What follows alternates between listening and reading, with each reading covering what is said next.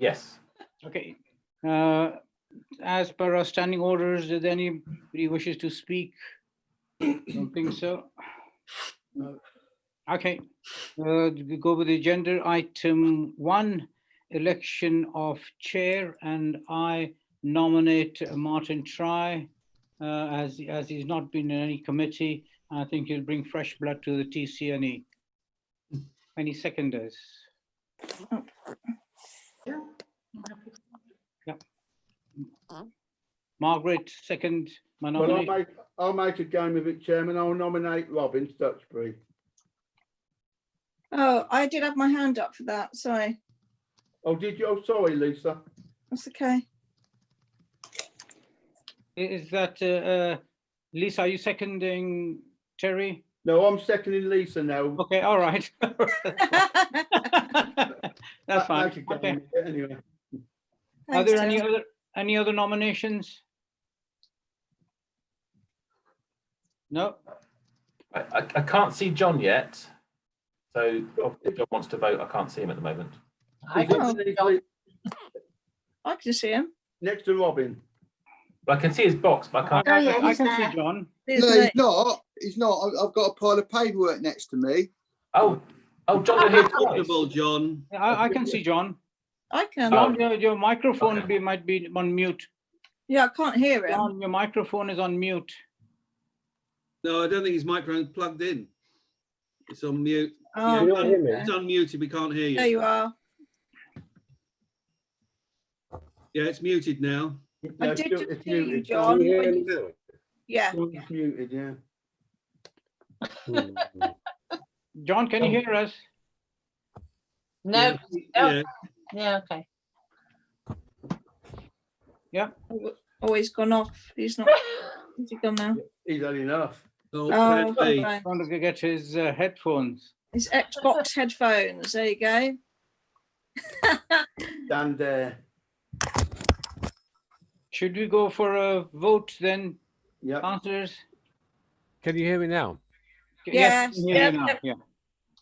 Okay, let's go with the first nomination, which is Martin Try. And Martin, you can vote for yourself.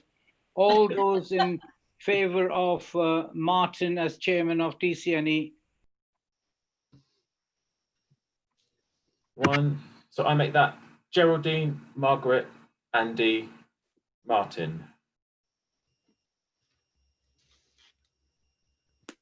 Okay. Yep, and all those in favour of Councillor Robin Stutchbury? Christine, Lisa, Terry, John, Robin. That's 5. So Robin's chair. Robin is chair. Okay. Well done, Robin. Thank you very much. My first duty as chairman is to record our thanks for the previous chairman. Yeah. He's put that in, and we should have that recorded in the minutes. And it's not been an easy half year for him with the coronavirus, having to cancel events. It's not something a chairman wants to do. Moving secondly on to the second item on the agenda, which is to elect a vice chair. I'd like to propose Councillor Bloomfield from the chair. Can I second? Oh, I did have my hand up again. Okay. A second. Okay, it doesn't matter. As long as it's seconded, it doesn't really matter. It's up to the chair, I suppose. I think I'll let it doesn't matter which way around, as long as it's seconded. I think Lisa did have her hand up first. It's a job to see on these screens, as we all know. Is that okay? We agreed that Terry will be vice chair? Well, is there any other nominations? As there's no other nominations, I propose that we agree that. Yeah. Yep. Right, which case we moved on to apologies for absence. Only from Buckinghamshire Councillor Clare. Okay, we'll record his apologies. That'll be the second apologies I've seen of his today. Thank you. Decorations for interest. No. No. Right, thank you very much. We'll move on to minutes of the last meeting. We've all had a copy of them. Are they agreed as a record? Agreed. Agreed. Agreed. Can you hold on a sec there, please, Chair? I Yeah, think I of had course. something on it. Right, I'm willing to wait. Let me get up my, sorry, Willow, you're gonna have to move out of the way a little bit. BCC, where are you? Genders, TCNA. You could do with taking your background off, Lisa, because you keep on disappearing with your cat. Oh, okay. Right, I've got here page 3 and page 6 queries. So let me go down to page 3. Okay, so page 3 of the minutes. It starts, Councillor Stutchbury said what legal basis is there around the Charter Fair. If you look, it's actually under litter picking. It's under 879/19, which is the bottom of page 2. And then you've got Councillor Stutchbury and says about the fair. So I think it's been put in the wrong place. Don't know, Nina, can you see that? I would have to go back. I vaguely recall it. It was one of those discussions where we were talking about a number of subjects. We definitely spoke about it. I just think it's under the wrong thing. It shouldn't be under litter picking. Was there an item under Charter Fair though for that particular one? I don't think there was. Well, as Chair, I'll no. intercede. It occurs to me, I actually raised the question that we were on about the Charter Fair. I It asked could be under the COVID update. COVID update, and I asked the town clerk, and he said that we would be able to legally carry on with the Charter Fair on the basis that if we had one stall there, he gave us the legal basis at the meeting. Yeah. So maybe go under the COVID and not under litter picking. And then page 6, what would that be now? So at the top of page 6, it says that Councillor Cole and Mahi investigate with the Twinning Association and the possibility of the visit taking place on the weekend, blah, blah, blah. I thought we had agreed that they would go out to tender for restaurants. Did we not? I know it says it. I can help there, Lisa. Yeah. I said that we should go out for free tenders. Yes. Public money, and it was agreed that we go out for free tenders because we can't just hand the money over to another organisation. We have to. They may hand it over to them when that decision comes, but we still have to go out for free tenders. And the town clerk said in response that it would be done under the council's commissioning rules. But it says the amendment fell, on the bottom of the previous page, like page 5. It says that amendment fell, but I actually thought that's what we had agreed. That's So the previous amendment. Am I wrong? We were it was, obviously there was a lot of discussion on that particular item, and councillors were very specific about what had been agreed at the very end.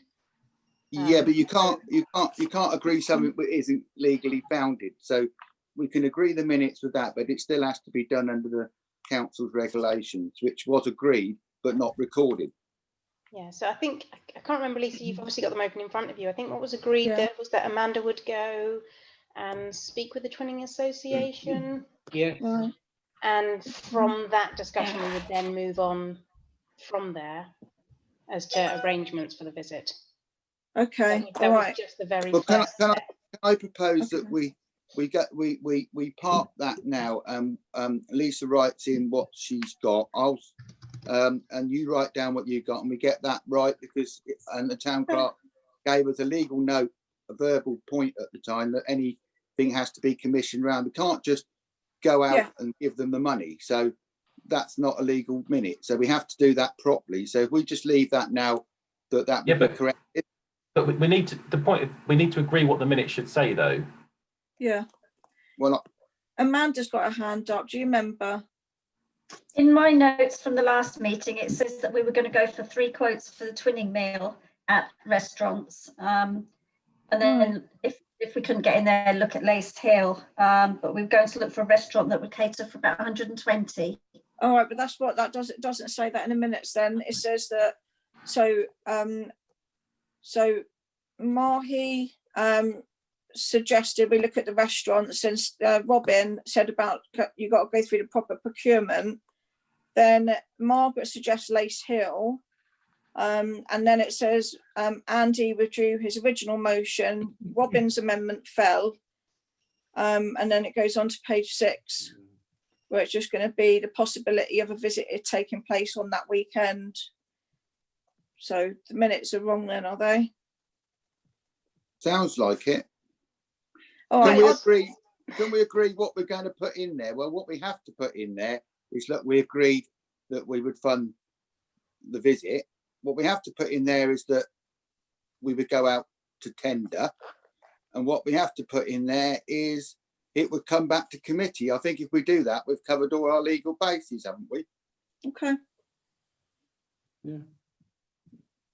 That simplifies it. Anybody object to that? No. Okay, in that case, I'll move on Chairman, to just one item, but we also need to include the Twinning Association on this, don't we? well, that would be natural. Andy, naturally, by doing that, we would do them because it would be silly not to include them, wouldn't Exactly, it? yeah. Because they are the Twinning Association. So But by they don't implication, seem, they don't seem to engage with us as No. we'd like them to. well, that's something we'll take up. I think we'll just engage with them now, and we'll work on that. We can. I think you're quite right, Andy. We'll put a note in there and engage with the Twinning Association. That covers all 3 bases, and it will have to come back anyway to agree any expenditure. Are you happy with that? Margaret's got her hand up. Margaret and I can't see all your hands. I apologise. Margaret and Amanda. Can I just suggest that a way of just to add to the end of that paragraph, whatever it is, so it's not really numbered separately, are they? Right at the end of 88719. Yeah. If you just added a clause saying subject to the usual town council procurement requirements. Yeah. I quite. That would probably But be can you come through the chair? Because you did just, everybody's just interceding, and I'd like to come through the chair if that's better. I thought I had, sorry, because never I mind. know I'm guilty of doing it myself. That's why I know it's wrong. You know, if we do that, but I think Margaret, you've made a good suggestion. So Yeah, are we agreed to go with what Councillor Gately says? Agreed. Amanda's got a hand up still. Go on, Amanda. Yeah. After the last meeting, I was in correspondence with Sue Watkins from the Twinning Association, and we had left it that because we were in lockdown and we didn't know how long it was going to last and everywhere had shut down, that we'd gone as far as we could at this time, because she needed to find out from a German town how many people would be coming. And obviously at the moment there, you know, it's no travel and that, so we're kind of stuck at the moment. We've gone as far as we can go. Well, can I just say that that's a conversation for the next meeting? Would you agree?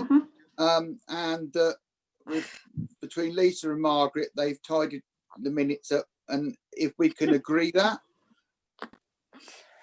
and move on. What I'd like, before we move into item 7, so it's easy for all of you, item 6, I mean, so it's easy for all of you, I'm going to propose that we take 6 and item 13 together, because we'll be discussing it twice else. Are people happy with that? Yes, absolutely. Yeah, makes sense. And that will simplify the meeting. And can I, because I've not got everybody on my screen here, before we speak on this fringe thing, can I just indicate who is going to want to speak on it, so that firstly I don't miss anybody. So if people who want to speak on this item, please say first. Can I make a suggestion, Chair? Go on. I don't know if Paul or Claire would be in a position to call out names for you. Because I cannot see all of you and I don't want to miss any else. Yeah, and Robin, that's what we've done with when Mike chairs resources in similar circumstances. So I can kind of tell you whose hands are up if that helps. Well, thank you very much. Right, so we'll move on. And Margaret's got her hand up. Right. In which case, Councillor Gately, I'll take you first. Well, no, I didn't mean I wanted to speak. I just said you don't really know, or I don't know whether I want to speak until I hear what other people have said. It's just the wrong order, in my opinion. Well, no, I'm quite happy, Margaret, that people will speak after that. It's just so that people who've got a predetermined view, they're going to say it first. I would automatically come back to you afterwards. You won't be precluded from speaking. It's just to try and get some idea who wants to speak first for simplicity. It's not about doing anybody out of anything. So are we happy to, as I said, we'll take those two items together. So if we say about the fringe minutes, I think, are we happy to agree those? Yeah. Yep. Thank you. And if we move down to the Fringe Festival, and I'd like to ask Amanda to speak before any of us do. It's her report. Okay, because we're not having our normal fringe event, we thought about having an online fringe. So the fringe subcommittee got together and we came up with some ideas, and those ideas I've put into this report. I'm still working on getting things sorted out. The stargazing in your back garden, I have been in touch with the UK Astronomy Group, who are happy to help us. He's going to, I think, end of this month, he'll be able to tell us what will be visible between the 11th and the 19th of July. So I think at the moment you can see Venus and Saturn and different things like that.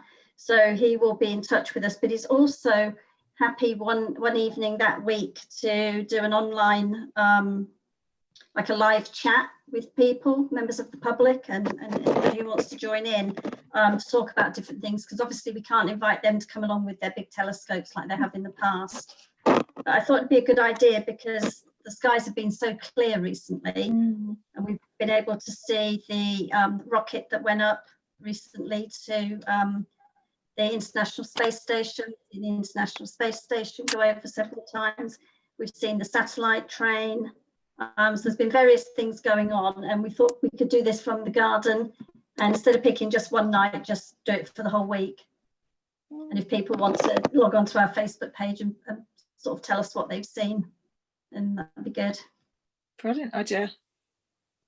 You doing it, Lisa? Next person. Yeah. Definitely. Does anybody else wish to speak on that? Christine. Just very briefly, I was going to say it really is an excellent idea to have it through the week, because you could always choose a date now, and that's the worst date because it's thick clouds and pouring with rain or whatever. Next person. That's it, I think. Well, can we thank Amanda for a report, and have we got another meeting, Paul, before the date or not?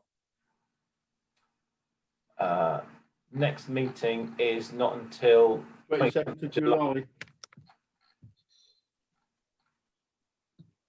July 27th is the next one, Paul. Yeah, so no. Are you happy then that Councillor Bloomfield and myself work with Amanda and the town clerk and Claire to facilitate this event? Yeah, I'm happy. Yeah. And if there's anything outstanding, can we, as a matter of course, we'll email members for their views? Yeah. Between now and the date, would that be appropriate? Yeah, sure. Yep. Oh, John's got his hand up. John?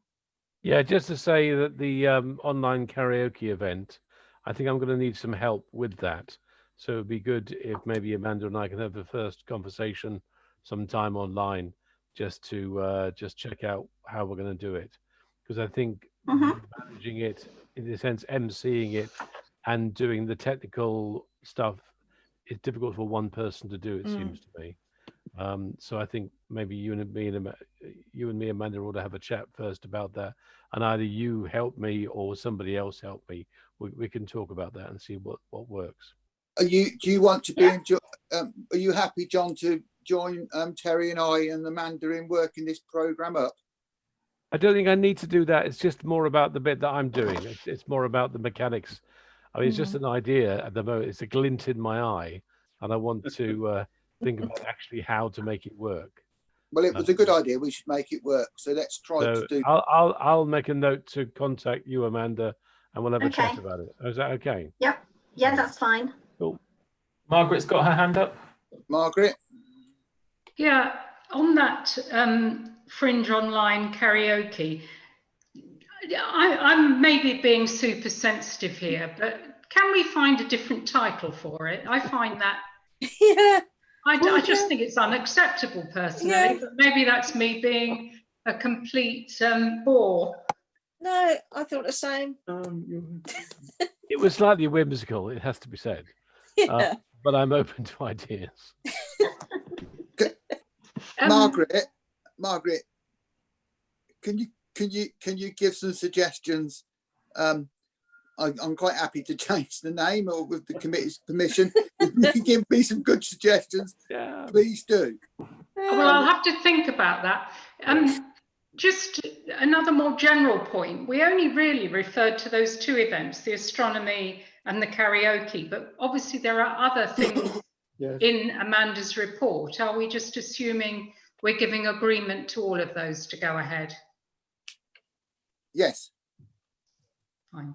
It's simple that, I mean, because we don't know which ones are going to drop out, and we haven't got a meeting between now and then. No.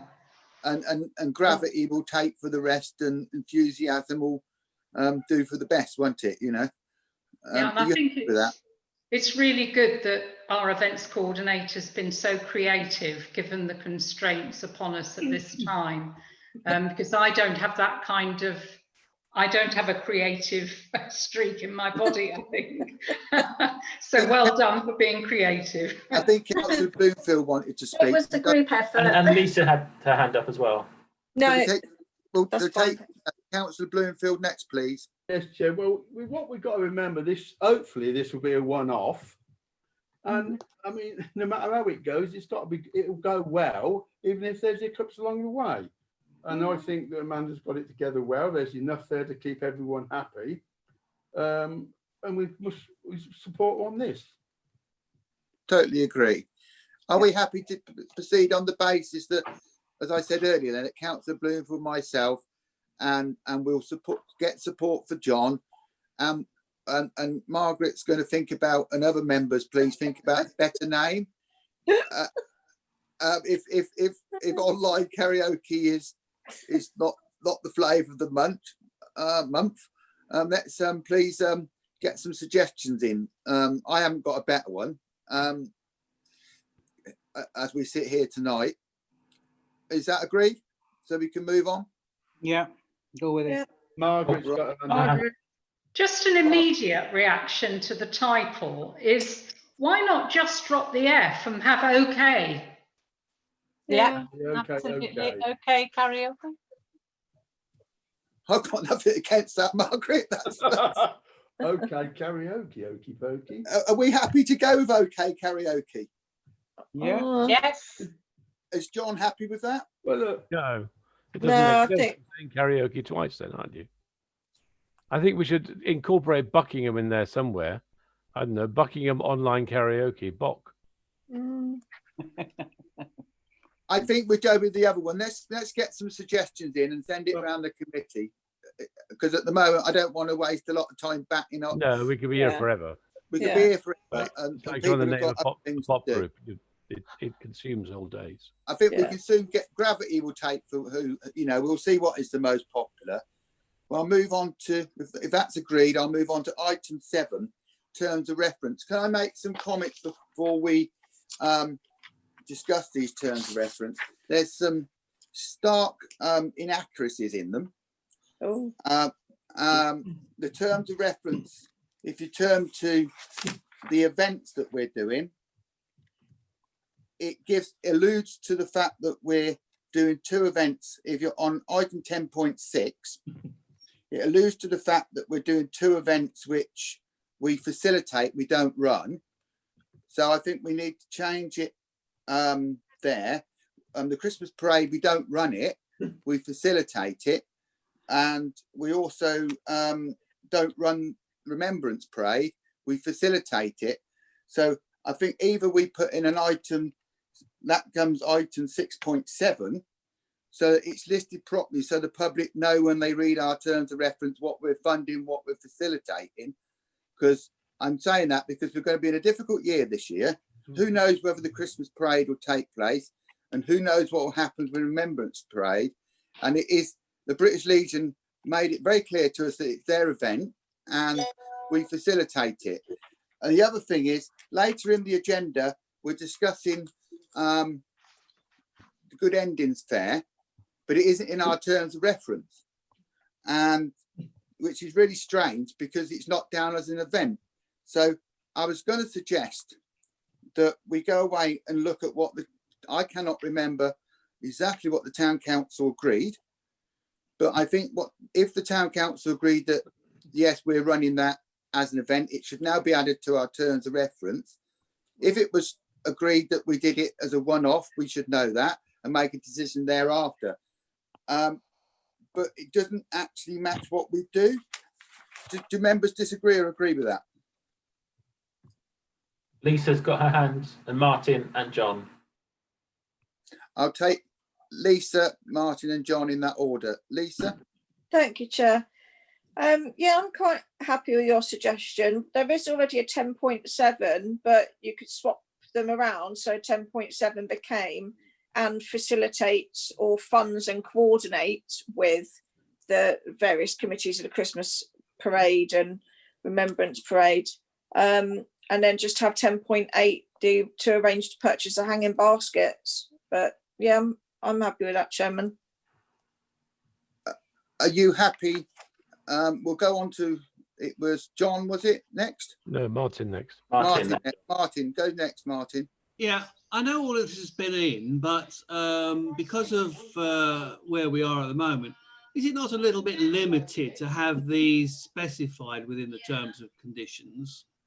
It is just T's and C's, isn't it? Not a detailed list of what you do. Well, and now you're finding yourselves you've got into problems because you're putting other events in which maybe aren't there, and then you've got to keep on going back and changing things. But you know, there's two ways of cutting it. I listen to what you say, Martin. I think we take John, then I'll come back. And Margaret then. And then Margaret. Okay, well, building on what Martin is saying, and if he's proposing that we simply delete the list of events as they're currently listed anyway, and simply say that actually it should be to arrange and coordinate town council events and facilitate others in the town, and just leave it at that. That essentially says that's what our job is. Yeah. I've had this debate before. I don't think we should be listing them, frankly, in our terms of reference. I agree. Because it does limit it. I mean, I would object, for example, that we haven't got the Good Endings Fair in there. Why not? It's one of the events we've done once. We will be doing it again, hopefully next year. So I don't agree with actually listing the events at all in what is essentially is a facilitating policy, not one that is setting out a plan for the year. That's something completely different. Well, I'll take Margaret, then I'll come back. So can I just say I'm seconding Martin if that was Martin's proposal? I'm not taking proposal. If that's I just wanted to hear Margaret speak before we take seconded proposals, and then I'll do that. Okay, well, I think what John's just said is eminently sensible. All I was going to do, which was probably less good as what John suggested, was instead of it saying events being, say events including. But I think John's right to list them isn't necessary. Yeah. Right. Okay. I'm quite happy to take that proposal and second it, but we have to. Our events has to match our budget commitments, and if you haven't got the events in there against your budget commitments, how are you going to actually go to there and do it? So we have to record it somewhere. It's recorded in our budgets what we do, so we have to match the two things across. Simplifying it could mean at a stroke of a pen at precept, we have got nothing in there that we have to organise, and someone could take it away from you. So having gone through 12 or a dozen precepts in the past and had to argue for every budget at one time, I wouldn't personally support that. but I'm happy as a proposal that the reason I mentioned it, and when I go back to 8.7, it says to arrange and purchase the we actually had that passed over to us years ago from the Environment Committee, so it shouldn't be arranged, it should be organised, the purchase and the range. But if members want to have a blank sheet of paper to go to preset with, that's entirely up to them to vote for that. But so what was the proposal again? But I was going to propose that we didn't have the list in there, but I'm happy to slightly amend that, hearing others people to say, but may include the following, so that there is a framework of items that we've done in the past, which is, you know, that list, but others may be added to it if, you know, if you wanted something down on paper. Just as a way forward, before John comes forward, are you happy that we simplify this list and bring it forward again? Because John made a point about the good endings fair not being included. Well, this is because it was never added. So I think we need to go away and do due diligence on this. We don't have to agree our terms of reference tonight. And shall we bring them back with all the information possible to the next meeting? Because we still got a terms of reference. And bring them back again. Geraldine and Lisa and John have their hands up. Right, we'll take Geraldine, but John was going to speak next anyway, if you want. So we should take on John in that order. Okay, I agree with John with just the terms of reference. I was going to take John, Geraldine. Sorry? I take John because John had his hand up a little bit further back when it's the proposer and the seconder, and Andy said that he wanted to amend back on that. So I was going to go back to John first before I come back to you, if that's okay. Okay. I mean, I would defer to Martin if Martin thinks that we should have an appendix or a subset in a brackets or something like that of this will probably include or something like that. I'm prepared to go for that, but I don't think we should be specifying the list of events in our terms of reference. It's as simple as that. Certainly not in any kind of definitive way. So if Martin's suggesting that, you know, we should remove the kind of list as if that's a set list and then put in brackets, and this will include, this is likely to include yada yada yada in the course of the year. I can live with that. But you know, the Environment Committee, as far as I'm aware, correct me if I'm wrong, doesn't list every single park or verge or whatever that we look after. It does. Go on, Robin. You want to interrupt me? Go ahead. If you look at the budgets of the Environment Committee, the decisions reflect the budgets. The budgets reflect the decisions of the council. Well, yes, of course they do, Robin. But the point is it in the terms of reference? You're making an argument that it has to be in the terms of reference in order to actually ensure the budget. I'm saying the environment terms of reference doesn't include every single item that they look after because it would make it enormously unwieldy.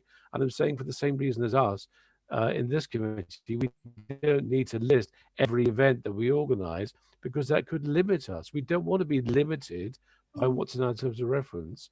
We want our terms of reference to give examples, as Martin's suggesting, but not to actually limit it down to what it actually is my view. So on that basis of what Martin's proposed, I second that. Before I take Geraldine, I'm getting the view that we're not 100% happy with them and they need to be drafted again. But discussing in a committee how to draft the terms of reference, we could all disagree on the wording. But I think the clerk should have minuted what we've said and we should try and do the best by it. But I'll take Geraldine next. Well, I was agreeing with John. The terms of reference are for our committee. They're not for just individual events. So I agree with John. We can have terms of reference. We can also have a proposed events for, say, 2020, 2021. You can have a separate proposed events for budget. So So Geraldine, would you be happy that we go away, and would the committee be happy that, and I'll take the net before we agree that, would you be happy that we go away and look at this and bring it back? Well, Lisa? yeah, but I think the terms of reference are what they are. It is not individual events. That is not what the terms of reference are about. Yeah. Lisa? Thank you. I think John said it at least twice I've heard, that we just use the wording "and may include" and then the following events. So I think we are okay with the wording, Yeah, we but agree on just that. changing it slightly so that people know these are some of the events we may do, but isn't limiting us to those events. Yeah. And not excluding purposely others we might take on in the year. Okay, I'm taking it then that the committees would like to change the terms of reference, taking on board the discussion that we've had tonight, because we haven't got it in front of us to agree. Are you happy that we work to bring something back that reflects the views of the committee now for them to agree at the next meeting? Because we can't just amend it on hop, because we'll have to discuss each item 4 times. And I think I've got a view of where the committee wants to go: simplification, not precluding something else, and then if they get the minutes and bring it back, because if we agree it now, I won't see what we're agreeing, and you won't see what you're agreeing. I know you're waving your hand, Lisa, I can see it. But we can't, if you're going to agree something, you have to have it wrote down in front of you, unless you amend each point on the terms of reference. Chairman, can we go for a vote on? We've got a proposal seconder. Can we vote on this? Because we've got a long meeting ahead of us. And yes, do that then. Yeah, John's got his hand up. John wants to speak. I mean, as is not unusual, we do amend things and propose motions, and then Nina, with her blessed magic, turns it into something that makes sense in the minute.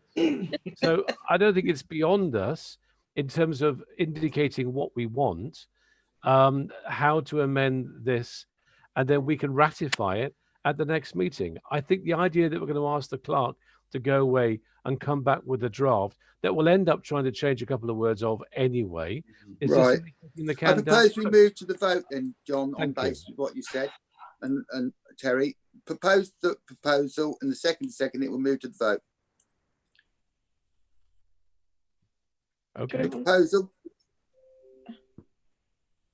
That's Martin. Where's he gone? Oh, he's here. Did Nina write it down? So we can get it down. Nina must have got it down.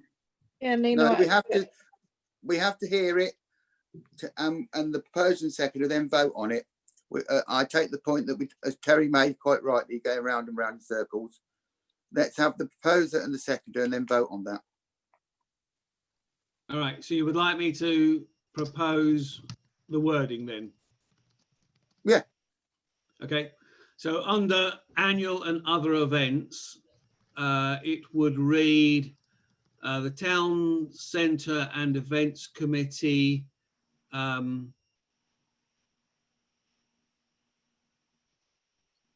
coordinate and support various events for the town, which may include the following.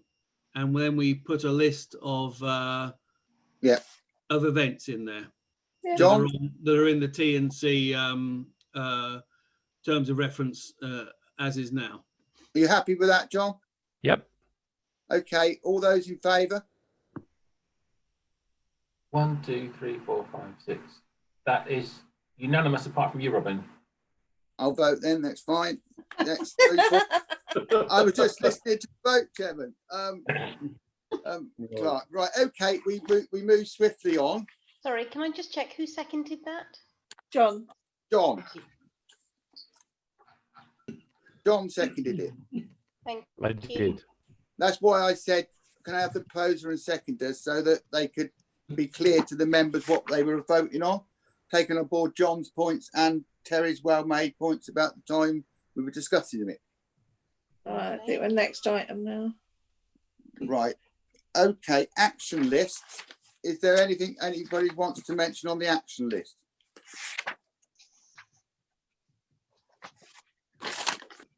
Yes. John. Right, John? Yeah, 2 points really. One is just to agree with the suggestion that the Good Endings Fair should be kicked forward into 2020. Obviously, it is an event that would be impossible to run online, and I think it's correct that that we. I think I'm jumping ahead to the agenda now as well, because we are discussing later on.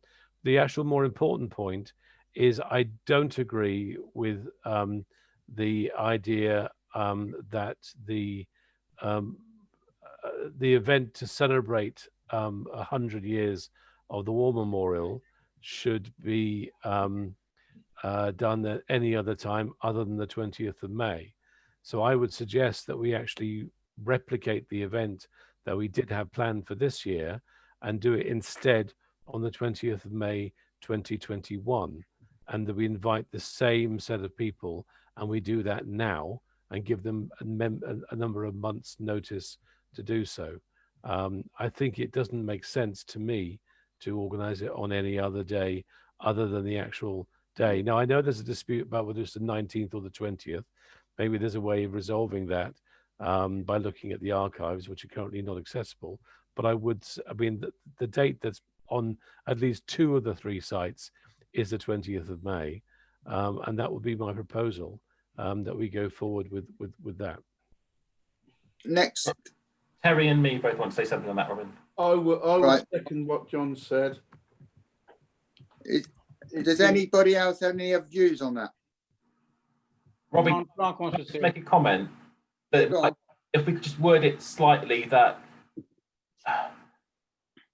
providing it's safe and appropriate to do so. So it might be early to contact people now, but if we kind of agree in principle, that's what we want to do. But as it gets nearer, we'll make the arrangements at the appropriate time. But we didn't get it in these people's diaries in advance, is what I'm saying. Yeah. Yeah, I agree. Right, before we move on to vote on that proposal, has Amanda got anything she wishes to add? No, I'm fine. Okay, are you happy to vote on that? Yes. Yeah. Those in favour? 1, 2, 3, 4, 5. That is unanimous, apart from you, Robin. Okay, unanimous now. Put your abacus away, Robin. The abacus. Yeah, Terry, thank you. Right, okay, next, anything else on terms of reference? No, on the action list. Action list, I mean, sorry. No. So we're happy to note the action list thereafter. Yeah. Yeah. Thank you for that, and thank you for the imposition there of change and stuff. At least that's done it. Thank you. Right, we'll move on to the next item, which is budgets. I asked members this is for their views. Has anybody got any concerns on page 1? No. Page 2? Who's having their dinner? No. Page 3? No.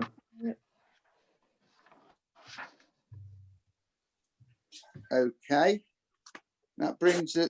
So they're all fine with everybody. Then that brings us to budget forecast, which is the next item. Coronavirus budget forecast. Yeah, no, it. Yeah. Has anybody got anything to say on those? No. Christine. Yeah, I could just say it's just so very difficult, isn't it? Because we just don't know where we're going to be in 6 months or something. I mean, I'm happy with this as it is, but I think we have to accept that this perhaps, perhaps the whole world will have changed in the next 6 months. I quite agree, Chris. You're quite right. Taking on board then Christine's words, I want to go away and discuss these with the town clerk and the events coordinator, because there's some questions in there I want cleared up. They don't recognise some of the figures in here. Are we happy that we'll have this as a standing item on the next committee agenda? Yeah, agree. So that we keep abreast of it. Is that agreed? Yep. Agreed. Yep. Right. If we go down to 11, events review, I'll hand over to Amanda. Okay, the Fringe Festival we've discussed, so that's okay. Had some good news today about Play Around the Parishes. Buckinghamshire Council have found a way around the social distancing and everything. The normal Play Around the Parishes with the bouncy castles and other inflatables and that won't take place. They're going to do it without the inflatables and have other different activities. And they're also thinking that maybe people will have to book in advance so that they can limit the numbers. If it was to rain, there won't be a backup plan, it will be cancelled. And they've said that we will get a £40 refund on each event. So we've got 3 booked. But otherwise they're happy to go ahead with it. But obviously if things change between now and say the 20th of July, they will let us know and we'll take it from there. But hopefully we're all okay. The circus. Hold on. Terry had a question on that one. Yeah, Sorry, on Terry. the Play Around the Parishes, Amanda, did you say that they're going to have to get tickets in advance? That's one of the options. They're thinking about that because we can get up to 300 people at our event. So what we're saying, then, if the parents, if it's not, well, it won't be completely gone. If parents don't wish to take their children, is there a limit on what they'll come for tickets wise? Say if there was only say a dozen tickets sold, would they still come? Yeah, they haven't said. I think they're still looking into that option at the moment. Yeah, But that was fine. Yeah. So we'll just see what they do. Councillor Bloomfield, so what you'll really want is some additional information brought back on that event, because you got concerns. I think it's right that you do so.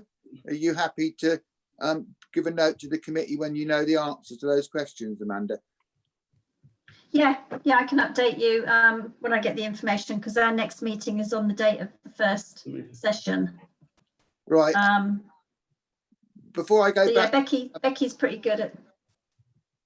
Before I go back to Amanda, go on. To carry on with her list of events that she's coordinated, is there any other member wishes to raise something on those events? I take it there isn't, so I hand back to Amanda.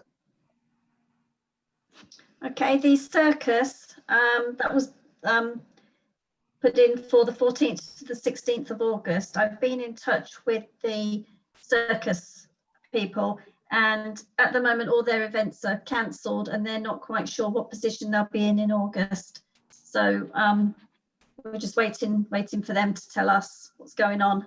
So that may be postponed, that one. The VJ Day, Bruno Peake, the pageant master, is suggesting that VJ Day is celebrated the same way as VE Day is, with the town crier, the piper, and the bugler.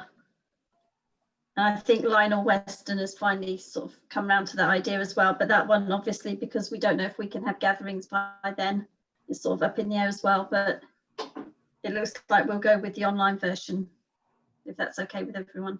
Bandjam. Bandjam, like it says there, to be confirmed. I cannot get hold of Lee Mahoney.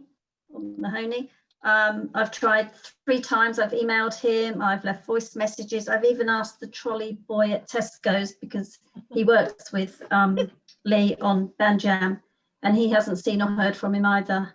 With the new inn being closed, I don't quite know where he is. Okay. Right, okay, we'll sort that out. Well, it's very unlikely that event, in all honesty, will be taking place by August anyway, is it? Yeah. Very unlikely. So but we must maintain communication. the dog show, I believe we're going to we leave that one for now and discuss that on the agenda. Yeah. The river rinse and the two other ones, really, there's no point in us updating anyone because we don't know what we can do until later. So can we bring that to the next meeting, but which will be before the event, by which time we'll know the information? Is that okay? Yeah. Charter fair we've discussed. Charter fair we discussed within the minutes, and we've changed that so we knew where we were with that. There's nothing else to discuss on that, really. It'll either be able to take place legally or not, won't it? Yep. And then that brings us, and we've done item 12 and we've done item 13, haven't we? Yep. We've discussed those. So if we come to item 14, which I said to leave till now, which is the dog show, and I hand back to Amanda. 1 second. Because obviously we don't know whether we can go ahead and do our normal dog show or not. I'm planning for an online dog show as well. And I've researched what some other places have done for theirs, and I've basically put it all into the report. We would hold it over the whole week, and on one day you would send in the picture, say, of the handsomest dog. The second day could be the prettiest bitch, and so on. But if you went to more than one class, you've got to use a different picture each time. Not use the same picture. If we go ahead with the live dog show as normal, I've got Kimberly Cox and everybody booked, all the usual people, so that they're all okay. But I put everything in the report to do the online dog show. And I was wondering if we still charge them £1.50 entry fee and the money go to the Mayor's charities. Right, okay, we'll take it in order. I'll take Lisa first because she does that event, and then if the clerk or you can see whose hand goes up next. Thank you. Thank you. Similar to what John asked for him to have a chat with Amanda about the good endings, could I have a similar one with Amanda on a dog show to help? I still want to help out, obviously. So it'd be nice to have a chat with Amanda along the same lines, really, of on this item, if that's okay. And John and Terry. Well, I don't. The dog show won't go ahead. There's no way you can have those dogs and safe distance and all that. And I think it's a good idea, and I agree with Lisa to look into it with Amanda. And if I can help, by all means, I will. I think it's worth a punt because we just don't know where we are. No. So members have to proceed on that basis. Yeah, I think we should try it, and I'll chip in. But thank you very much, whoever said that. I'll chip in. I'll see if we can get it again. With the event, clearly, but we won't need no bales, Robin. Pardon? We won't need no straw bales. No, we won't need no straw bales. Well, on that basis, are we going to thank Amanda for the report? We'll agree we'll go along with that basis unless some miracle happens and we can actually organise the event. Yeah. Because Lisa can knock a poster up. I think it's a good idea. Are you happy? Everybody agreed? Yeah. Okay, which brings us to Chairman. Right, we had moved on to Martin. Is it something additional? Yes. Just on the dog show, just like the karaoke night, we're going to have to get a bit or practice with the online Zoom meetings if we're going to have to do that, and get used to some other technical ways of doing it, like pinning the speaker or something, so that those people that are viewing or showing their dog gets the main screen. So there are, I think, a few areas that need to be enhanced if we're going to do these sort of online activities for a wider audience, because we're not going to have just 8 of us or 10 of us on this screen. There could be 40 people on the screen, and that could get a little bit difficult. So it's just an ending comment on that item. Thank you, Chairman. Well, thank you for that, Councillor Trice. Are you you sound like you've got the knowledge that what none of us do by what your interact is. Are you willing to assist them in that, because you raise an obvious problem you probably know the solution to? I was going to secretly muscle in with Amanda and John on their karaoke thing, but now this one's come up, maybe, you know, we could use the same technique over all of it. So I take it you'll be as involved in these things like you would do if it was in the street. well, I won't be talking over them, but I could certainly be in the background doing the knobs and whistles. Thank you for that, Martin. That was a really good intervention. Right, okay, we move on to item 15. This is the Lisa had death her cap- hand up. Yeah, That's all right. We've moved on, Chair. yeah, okay, we've moved on and resolved that, haven't we? In the terms of reference conversation, everybody agree with that? Yeah. Okay, in which case we bring it to item 16, and I'd like to listen to Amanda before we speak on it. Okay, the Good Endings Fair and Death Cafe was going to be rescheduled for September. But I think we should postpone it until next year, and hopefully we're in a better position. But my main point is I've listed everybody that was taking part. They've all paid. And when I spoke to them all and said that we had cancelled this back in March, they were happy for us to keep their booking fees. But I think we should refund the money to them because we really don't know what position we'll be in March of next year. Can I ask the committee whether they agree with that? Yes, Yeah. certainly agree. Yeah. Yeah. Can I say something? As it's a budgetary decision, can I have a show of hands? Lisa's got a hand up, Robin. Oh. Yeah, I And wanted John. to say something. Yeah, go on, Lisa. Thank you. Is that okay with the town clerk, that thought? Because I wouldn't like to agree to anything that he didn't agree with, being the responsible officer. Yeah. You wouldn't have a report recommendation I wasn't happy with. Okay, thank you. I've got my hand up too. Oh, sorry, John. Okay, go on, John. Speak away. Just say thanks, Amanda, for the report. I think you're absolutely right. I think what's really positive about this is the number of people who actually had signed up.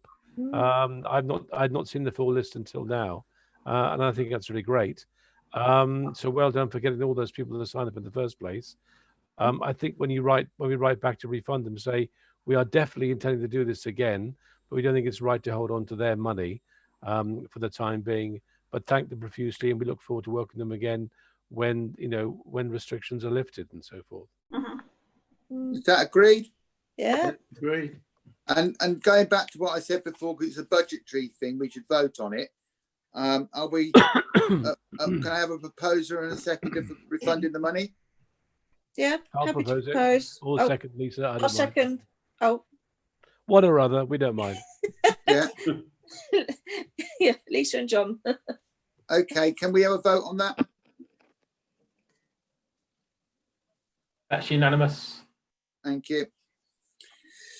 Right, we'll move on to, after we got that, we've got the Bard Buckingham. No, driving cinema. No, driving, sorry, yeah, driving cinema. Yeah, thanks, Terry. Driving cinema. Can I hand over to Amanda, which I said earlier on that, and let her speak? Paul, did you want to do this one? Yeah, I can do this. No, Paul. Okay. Go on then, Paul, fire away. So it's an idea that we had. I know we've discussed it in the past. And after we started discussing it, we had an email from another provider who gave us some prices, and Amanda's been getting prices from them on the options. There are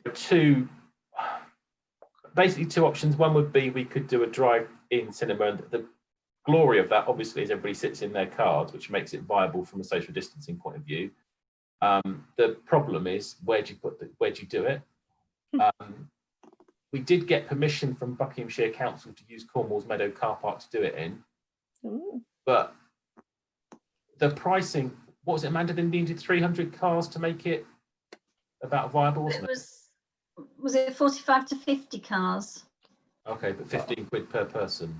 That's a lot. Yeah. So I think, and apart from the practical difficulties of how do you actually get cars all parked in Cornwall's Meadows pointing the right way, and you clear the car park out first thing in the morning for it to work at night. And the other option with the drive-in would be Stowe, which again, it's not in Buckingham. We'd have to partner with it, then probably lose some money. So I'm not sure that's great. So the other idea would be to go back to the idea of, could we have just an outdoor cinema, probably in Bourton Park. You could do that and kind of mark out the ground so everybody's got their 2 or 3 square meters.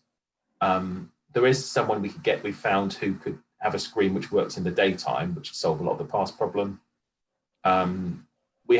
It's been the last few days we've been looking at it, so we don't have a firm proposal, but if you want us to investigate it further and bring something back or crack on, then we can do that, but we're looking for feedback.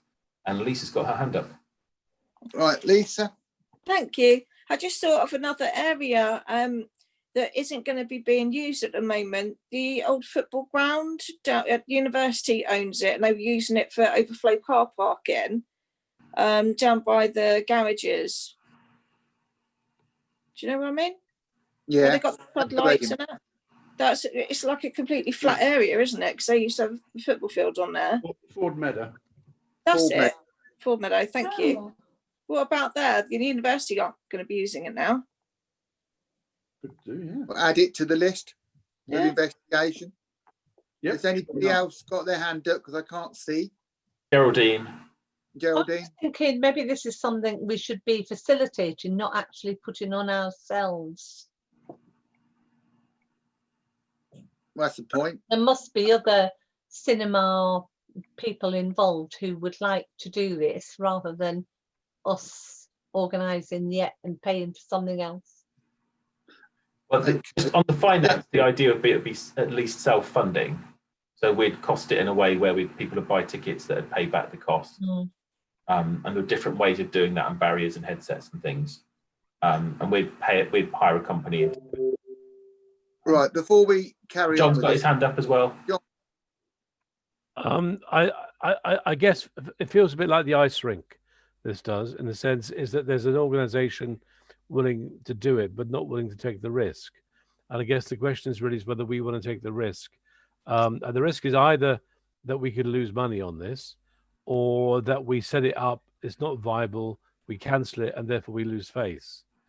Or we say, this is the sort of thing we should be trying to make happen at this current time, because life is pretty shit for a lot of people, and therefore it makes a lot of sense to be bold and have a go at it. So I'm inclined to say yes. I think that there would be a way of using the Cornwall Meadow car park if everyone parked in the right. Well, they knew where the screen was. Presumably, they'd know which way to park it. I've seen some information about other events in London, and I think they're also happening at Blenheim Palace in Woodstock. But I imagine those are much bigger events, but they're charging 45 quid per person for that. And the films are not new films. They're not paying huge fees. These are, if you can just bear with me a second, I can call it up on screen here. I'll pay £45 for that. Before I let John do that, we'll come back, John, and then before I take Geraldine, because suddenly you've all appeared on my page at last. I don't know where you've all been. It's been very difficult chairing this meeting, only seeing the odd face. Suddenly you've all appeared. I don't know what happened. Wonders of technology. It's marvellous to see you all together. I was doing it completely blind up to now. I'd just like to say one point on this. We before we go back to John and Geraldine, we have budget, which we haven't spent on the Spring Festival. We have a community which have had no events organised, and we've got an opportunity presented us of doing something for the community. So getting tied down into whether we make money out of it is probably the wrong thing. We should if we do agree it tonight, we should bring back some proposals, one by funding it in-house, which I think we could probably do. And the other one is doing it commercially, so that we make the decision on with full details in front of us. And have you got your information now, John, before I go to Geraldine? Yes, I have. It's an organisation called Luna Drive-In Presents. So this is an example they're showing the Moulin Rouge on Wednesday, the 8th of July at Blenheim Palace. and to get a gold circle car, which is basically the car and 2 people, that costs £45. Wow. And to get a standard car and 2 people, that's £35. So I don't know what their business model is, of course, as to how much, how many people they expect, but that's the sort of prices that are being charged. And therefore, I assume those are sort of prices people would be prepared to pay. Now, if we can do it at £15, I don't know, £20 a car for 2 people, I mean, there will need to be security. There will need to be some method of policing entry and exit. We've got to think about where we would do it and everything else. I mean, I think Cornwall Meadow might work, but there isn't much space. You could use the car park spaces, the nearest to Waitrose. You could use the other ones; they'd be too far away and facing the wrong direction. So I don't know how many spaces there are there, but I would say ask the company to do their own appraisal and let them know what they think.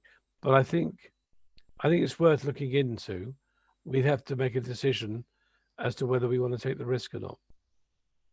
I'll go to Geraldine and then I'll go to the Amanda and the town clerk and then say something myself. If nobody else has got Martin's got his hand up and Claire had a hand up as well. Okay, well, I'll go to Martin because he hasn't spoke yet.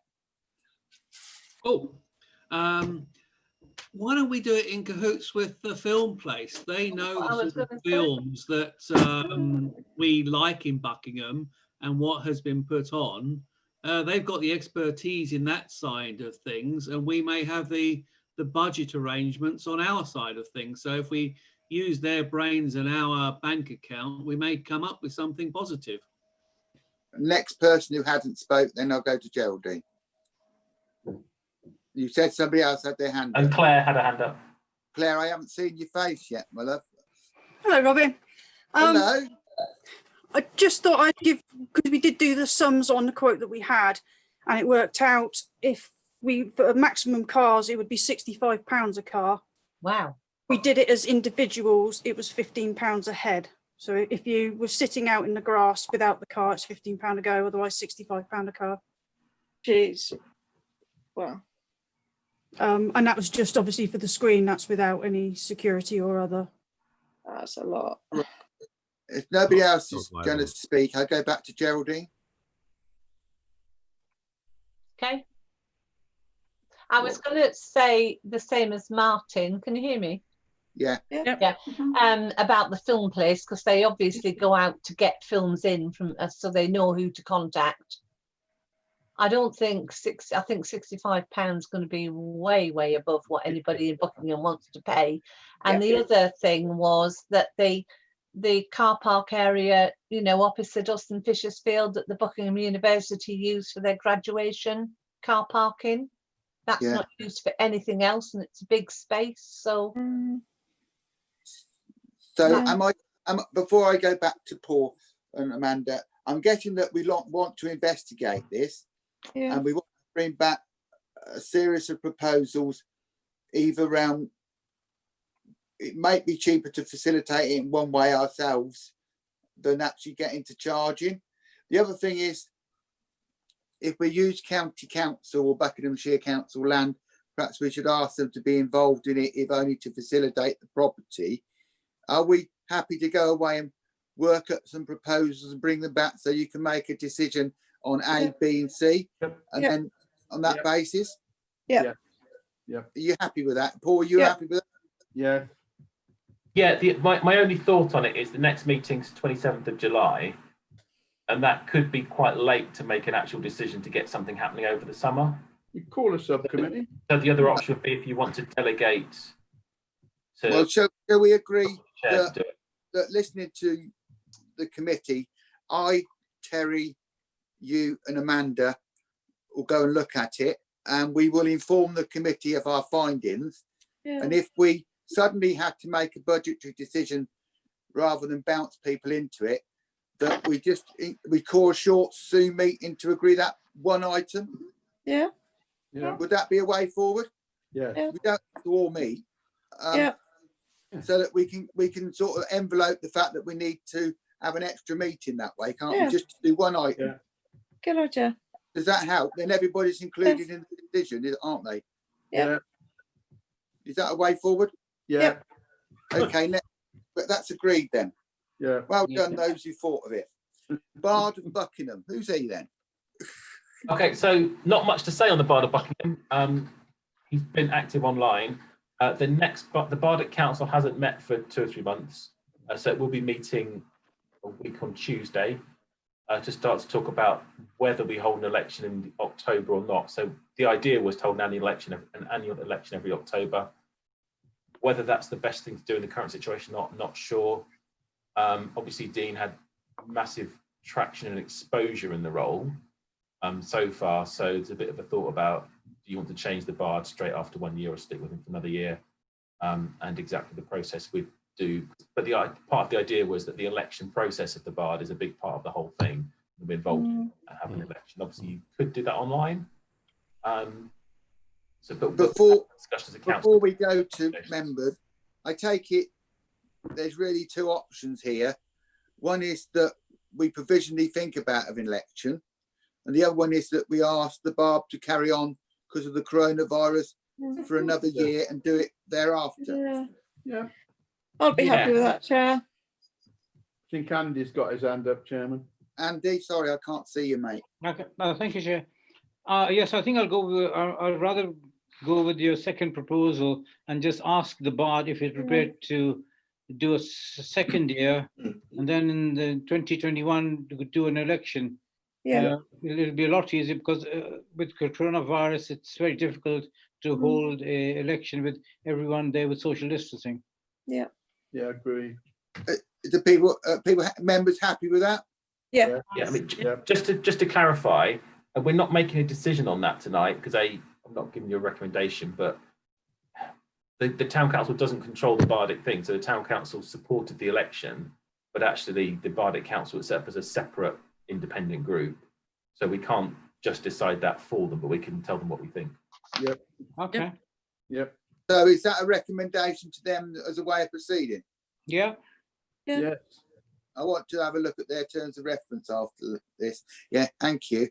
So we move on with that, and that was lead councillors and events, Appendix D. It's rather like attending the diminishing returns, isn't it? Yeah, Chairman, can we fill this in and send it back to Amanda? If that's a proposal, is it people happy with the proposal? Yeah, second. Yeah. Thank you. Agreed. Right, Can I just say that I'll still do the dog show though? Yeah, I know. Well, that can be filled in easily. Yeah. Right? Yeah. Done it. Right, so move on to Christmas lights. Well, basically, what is there to say on Christmas lights apart from they're the one thing we can actually put up with social distancing? I would vote. Yeah.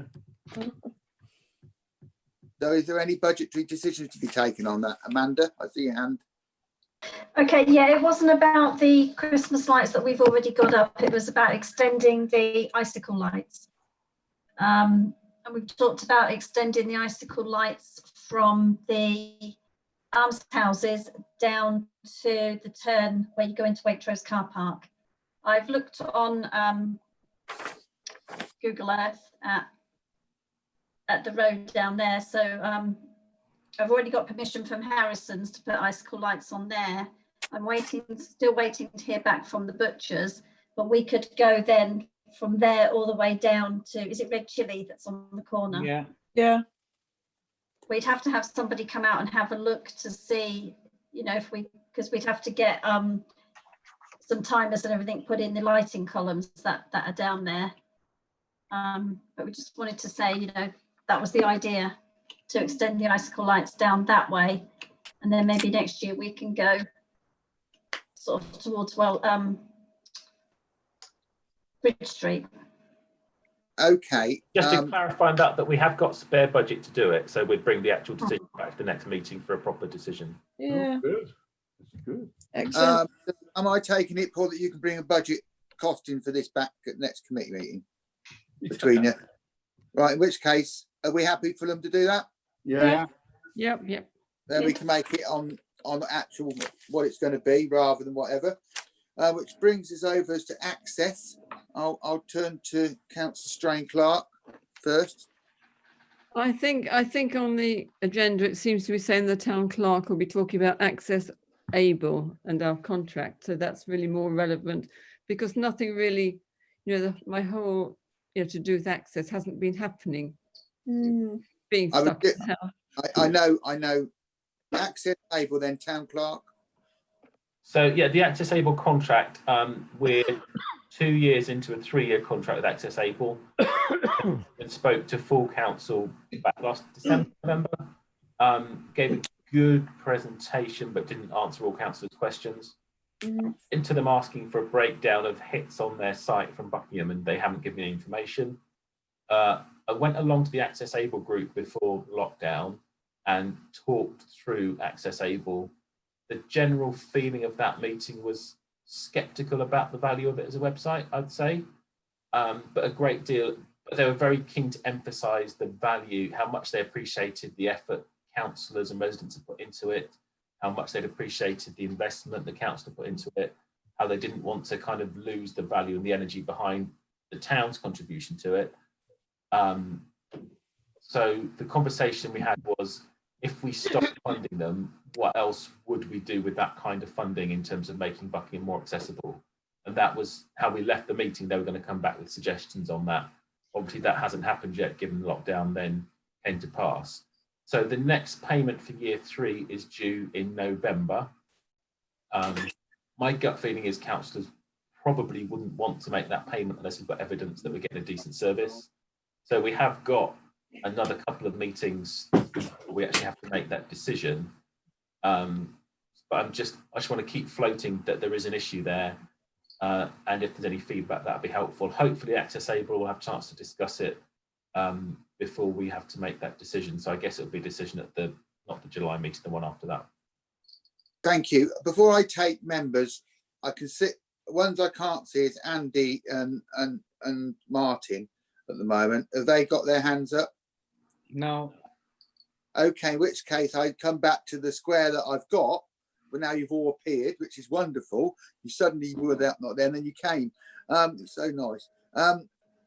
Which I've got Lisa's hand up, and who else wants to speak on this item? Geraldine. Okay, we'll take Lisa, then Geraldine. Thank you. I'm happy to go with the town clerk's recommendation that we have something brought back to next meeting. But on your screen, being able to see everybody, Robin, on an iPad, if you swipe the screen, so left or right, you should see your other squares. I'm not touching it now, it's working. you can tell me that after the meeting, my dear. Now I've got you, I am not losing you. I was going absolutely blind chairing this meeting up to a certain point. I was pretending you were all there. I was in the dark. Right, Geraldine. I absolutely agree with Lisa. We don't want to be spending any money until we know exactly what they're going to come forward with, because it doesn't seem to come forward with much to date. Was there any other alternatives that were looked into at the time? I don't know. Ask the town clerk. Town clerk. I wasn't here, so Christine or others might be able to give a better answer. But obviously, Disabled Go. Access Able is what Disabled Go used to be. They kind of, it morphed into that, so it kind of made sense for us then to support the new thing, and partly because we'd put a lot of data into the old thing, and the expectation was that being included in the new thing. But Christine will give you a better answer than me. Councillor Clark. Yeah, I'm just trying to come back. The question was that actually, just as an access able group, we had been doing our best to look at entrances to shops and everything, and John Russell had done a lot of measuring steps and things, but it was all a bit piecemeal, so I think that's what attracted us about Disabled Go, that they were willing to do so many shops in the town and do them in the same way, so that whereas if some of us were going out separately and with different tape measures or just really amateurish, we didn't like that. But so Disabled Go was really the only thing that had come up, and yes, it has been really disappointing. Yeah. Before I thank thank you, Christine. Before I take Geraldine, who was first, and then Lisa again, I just make one comment of it. When the report was brought back, I remember councillors at the time, it's quite some months back, there's many things that they were not fulfilling that the other people did. And there was some disquiet, I remember, from Councillor Smith about many aspects of it, because he was involved in the original team, about they were not doing stuff that we'd actually contracted to do. So I think before we discuss it more, we do need to see what the original disabled go offer was, what we're getting now, and then the information from the town clerk to proceed. Because if we're going to make a decision to end the contract, if we did, or a recommendation to council to end the contract, we need to do it with the information. Would members see that as likely? And I'll go to Lisa, then Geraldine. Thank you. It's maybe a wild question, but could we not incorporate accessibility with the Buxplore? Pardon?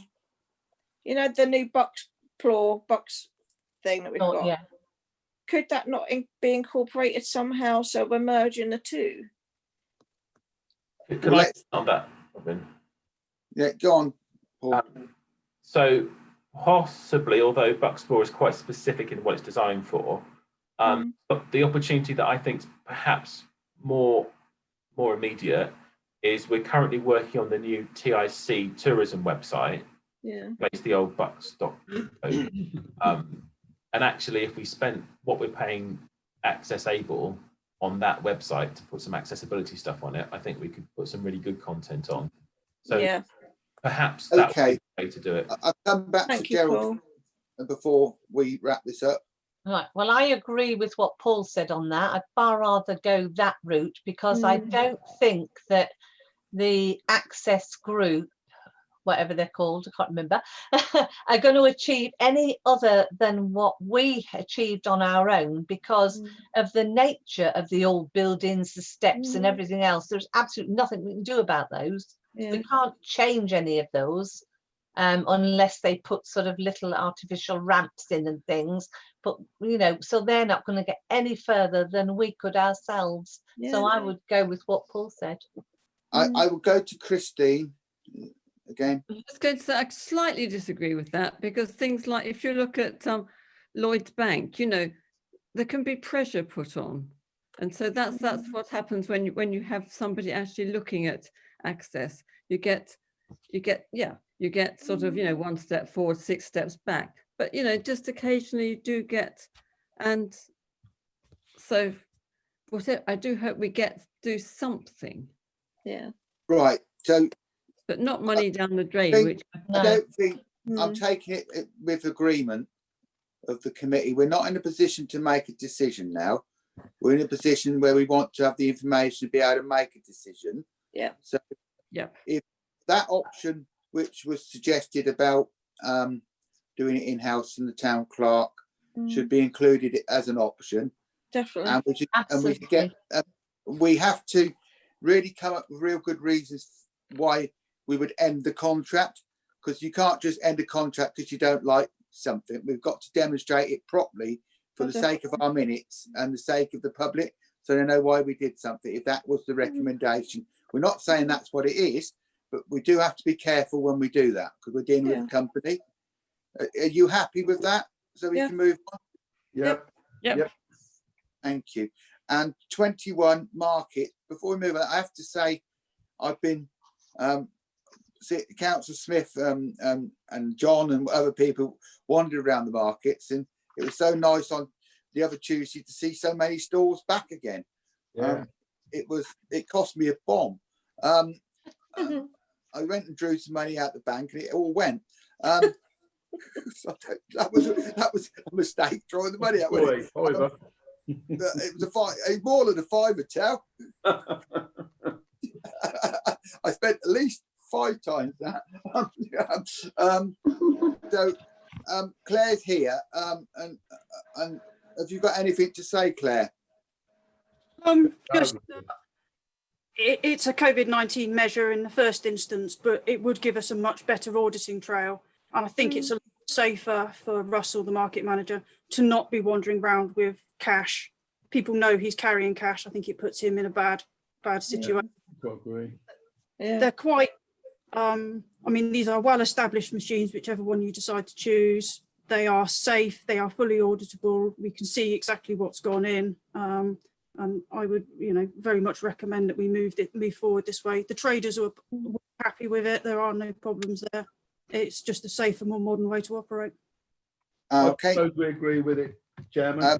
I'm happy to do that, but John had his hand up first, so I better go to John.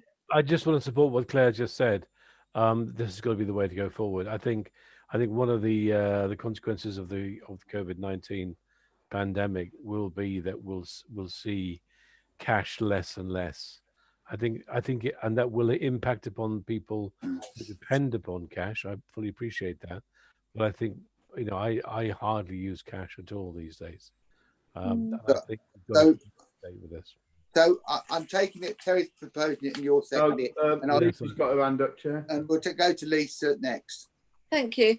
I was just going to say that I'm happy to go with it was a kind of recommendation, but the iZettle one, I think, was the one that was recommended more. So I'm happy to go with because I think that they wanted an actual decision on what company to go with. So I'm happy to go with the iZettle one, I think. Before we vote on that, go forward to a vote. Are you happy with that, Claire? That's a recommendation. Yeah, you're happy with the recommendation? We'll go forward. Yeah, she recommended it, Rob. Yeah, I know that. I couldn't remember whether it's iZettle or the other one. Sorry, it was iZettle. Yes, Robin. It was just the cheapest one. That's the reason I picked it. Okay, thank you. I just wanted your input, really. I've got plenty of other input, which is really tremendous.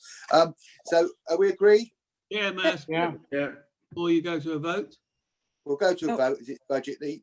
Testing. And all in favour? Testing. Robin Martin had a question. Doesn't matter. We've moved to the vote now. He had a question before that.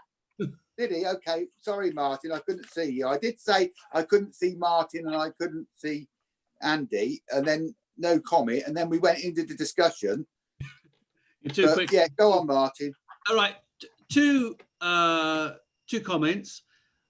Clarification for the first one. In 1.2 on the recommendations, it's not clear to me reading that. Does that mean Buckingham Markets are to cease accepting cash, period? Or is this only in relation to receiving the rent money?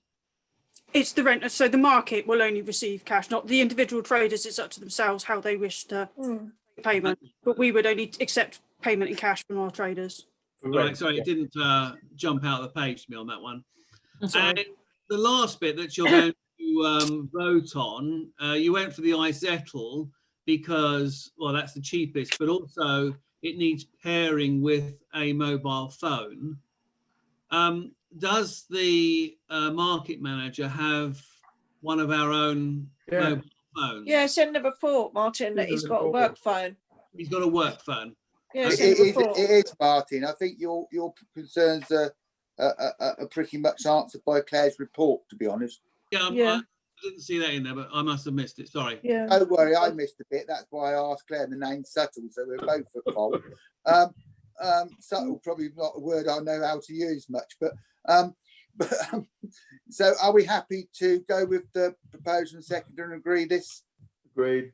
Yeah. All in favour, hands up because it's money. Yeah, that's unanimous. Thank you. Right, so that brings us on to tourist information website, which one's been working on that, Town Clerk? Have you been?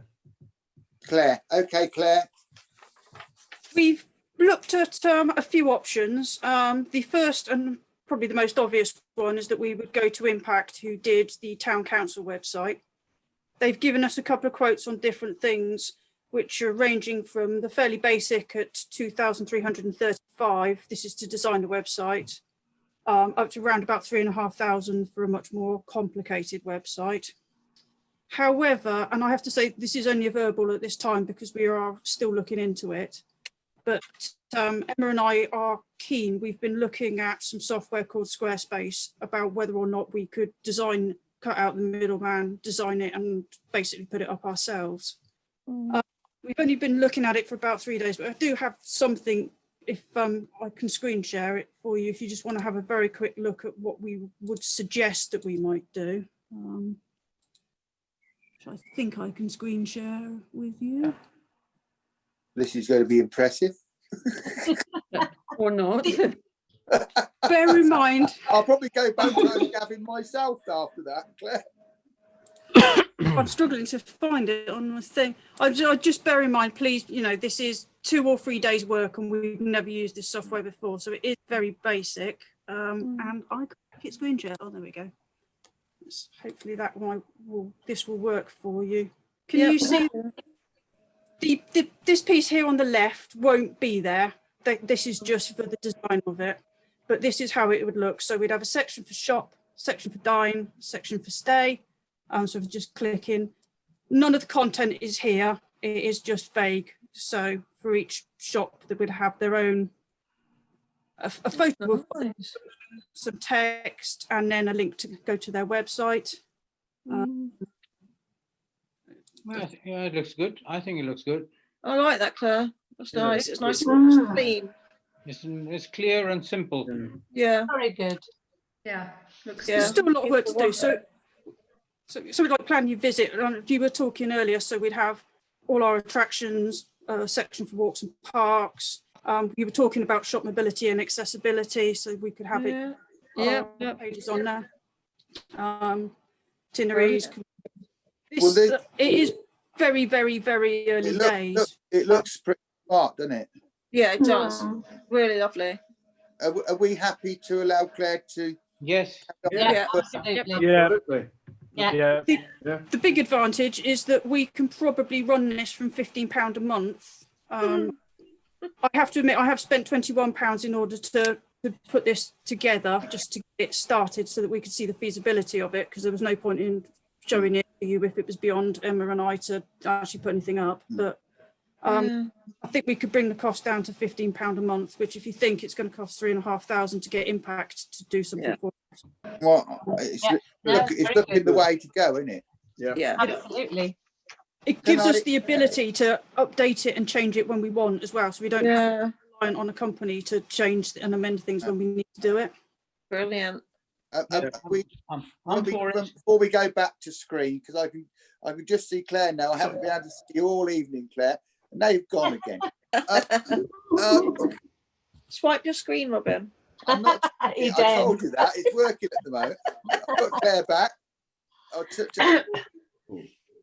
There we are. We've got a load of people back again. Now, what I was going to ask for, are we going to agree this in principle to come back with firm recommendation? Because it sounds budgetary the way to go.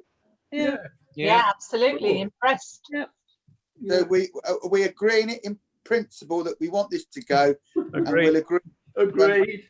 Agreed. Right, is that Agreed. Agreed. Yep. And I'll ask that we minute our thanks for all Claire and the work that's been gone into this. Yep. Right. Well, that brings us down to the choice information town centre. No, you've got 22.2, Robin.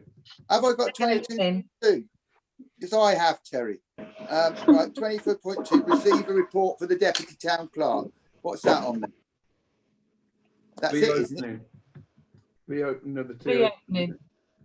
Right, fire away then, Claire.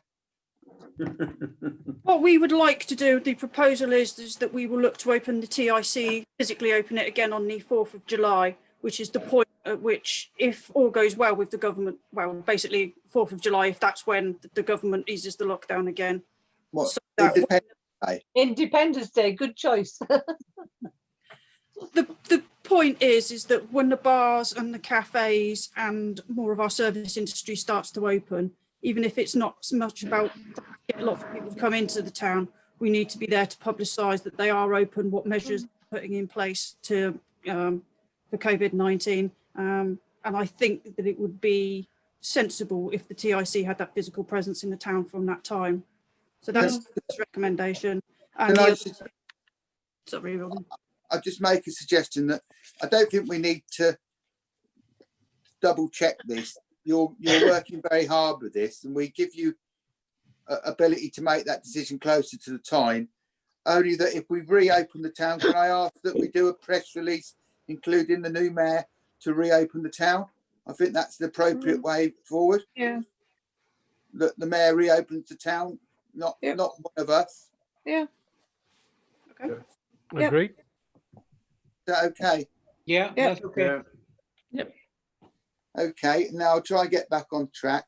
Town centre coordinator 23.3 regarding planters. I noticed some planters appeared.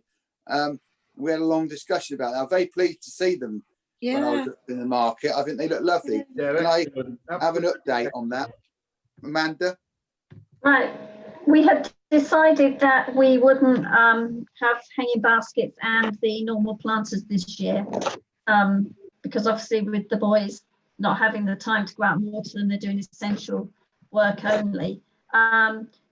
So what we did was we went out for some quotes for 250 geraniums to cover all of the planters. The planters that are there, in fact, are the winter ones. Plantscape said that instead of picking them up, we could just keep them through the summer and replant them ourselves.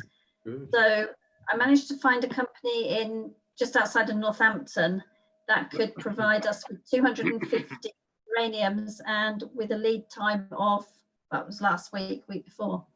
And in fact, they were cheaper than the local garden centres. So the boys planted them up, I think it was about a week ago.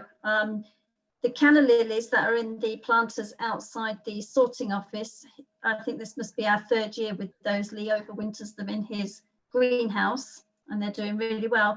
But yeah, I had a look at them all on Friday, and it does make the town centre look a lot brighter. But hopefully when the autumn comes, we'll be back on our normal schedule with our winter baskets and winter planters. I see Lisa's hand up. Anybody else? Terry. Right, I take Lisa, then Terry. Thank you. I'm really pleased that you did decide to go with flowers, because the discussion that we had at our last meeting, we agreed not to do it. And I know that myself and Robin were particularly, you know, it was a shame that we weren't going to have anything in the town at that point in time. So I'd just like to say thank you, really, because it is nice to see a bit of colour. So thank you very much, Amanda. Terry? It's okay, they do look pretty. Well, I looked round them over the weekend and I think they're excellent. It makes you think whether we should buy our own planters and plant these every time, not the winter perhaps, but during in the summer, whether we should look into that. I'm not saying we should talk about it now, but just keep it in mind. Something for the future, is that right, Terry? Yeah, why not? Anybody else got anything? They look at the plants, look absolutely excellent. Can we minute our thanks for the arranging of that, please? Yeah. We should manage the grief and for Amanda finding the company. Yeah.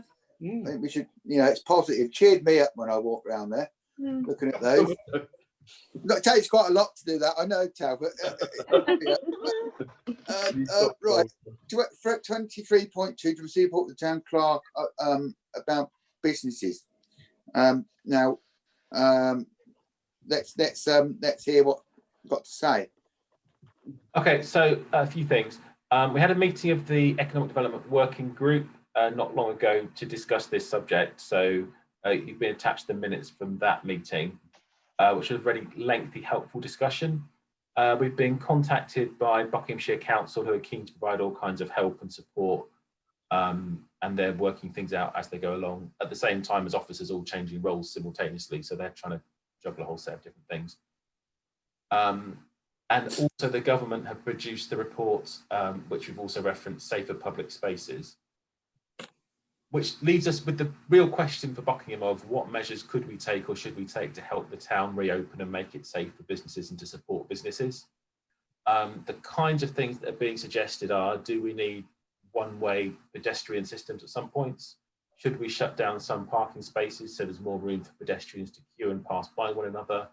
Should we be putting tables and chairs out in cattle pens or the bull ring so that businesses who aren't yet open, who can do takeaway stuff but can't have people inside, can sell to people they can consume not far away? Do we need more cycle racks in town? We could get them rushed in probably. Do we need to put stickers down? Should we have shut the road through the town on Saturdays or something? So all those things are being done in other places in different ways.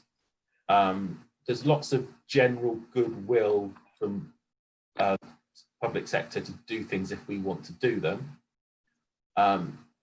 To be honest, for Buckingham, it's really tricky. And I think Economic Development Group didn't come up with much in terms of this is what we definitely want to do. What we did do was contact business as best we could to ask for their thoughts. We've not had a great deal of feedback on that. So today we've created a survey monkey and put that online and link that through social media. So obviously you can't just go knock on people's doors because most people aren't in their businesses still. So actually communicating with businesses is really difficult, and some of them are just still locked down, not around. So hopefully we haven't had much response yet. So hopefully we'll get more response through that and through the Facebook stuff. My summary at the moment of what people have said to us is that there's not a lot you could do in Buckingham that's going to be helpful. So actually Buckingham is a really awkward small town centre. And if you took some of the parking spaces out, for example, opposite Tesco and Costa, which you could do to create more space, the businesses along there immediately lose some of their drop-in trade, and they're already struggling. You can't do anything permanent, obviously, in Bullring side because of the market, so you can't do anything there that you're not going to have to clear out.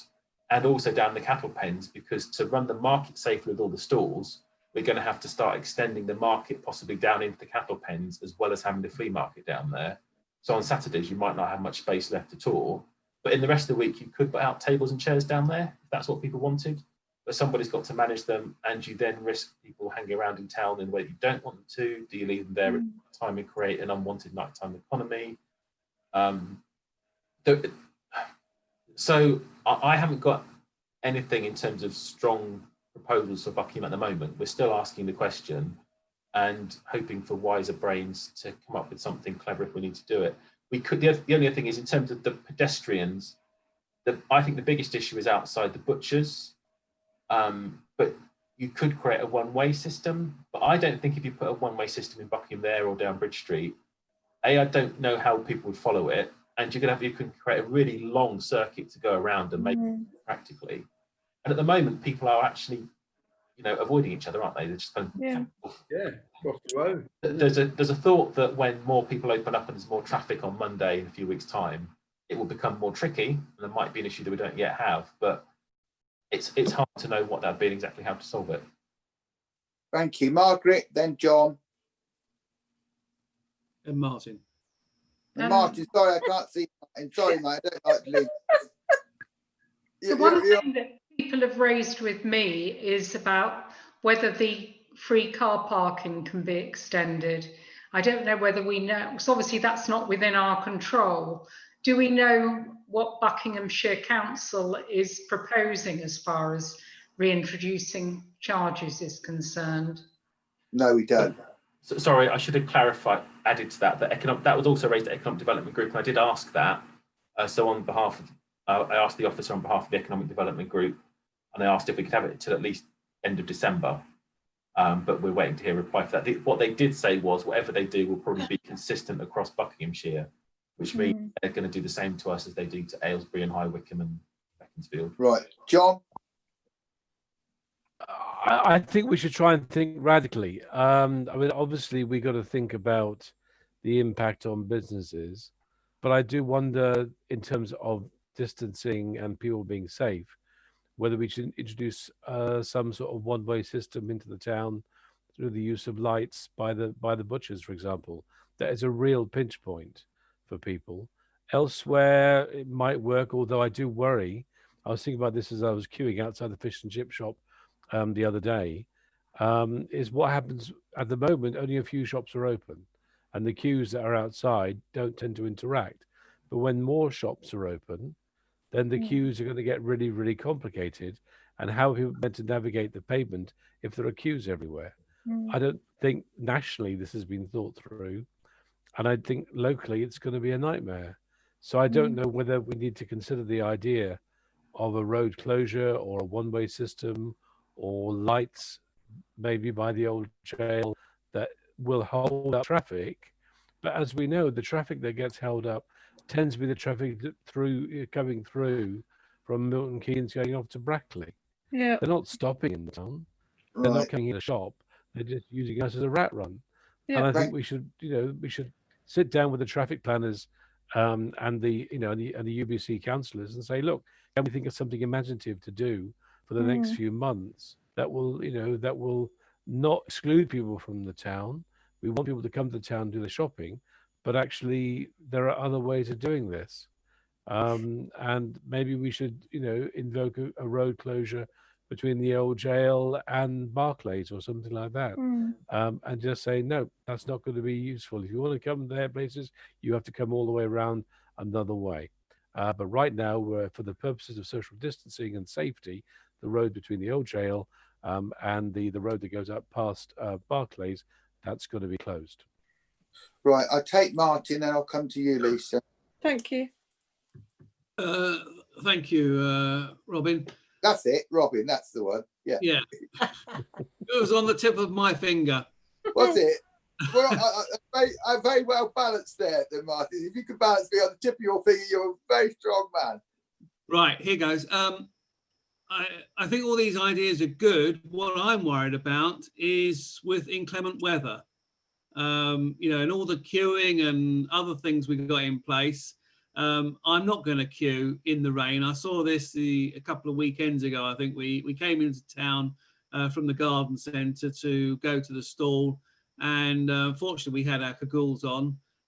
But all of a sudden the queue disappeared, and I was first in the queue because I was dressed for the weather. But I don't know whether we can do anything, of course, but there may be a problem when the sun doesn't shine. About people queuing to get into shops. Lisa. Thank you. Most of the people that live in the UK know if it's sunny, still bring an umbrella out. I mean, we cannot control the weather, and if people are quite used to taking a brolly when they go out nowadays. I think if we did a road closure, as suggested from the old jail up to Barclays, at least it'd give us the road to make more space for travelling people on foot. It would give some people could be on a pavement and some people could be on the road in that sense. It gives us more of an area to work with. But I'm happy for this to be brought back.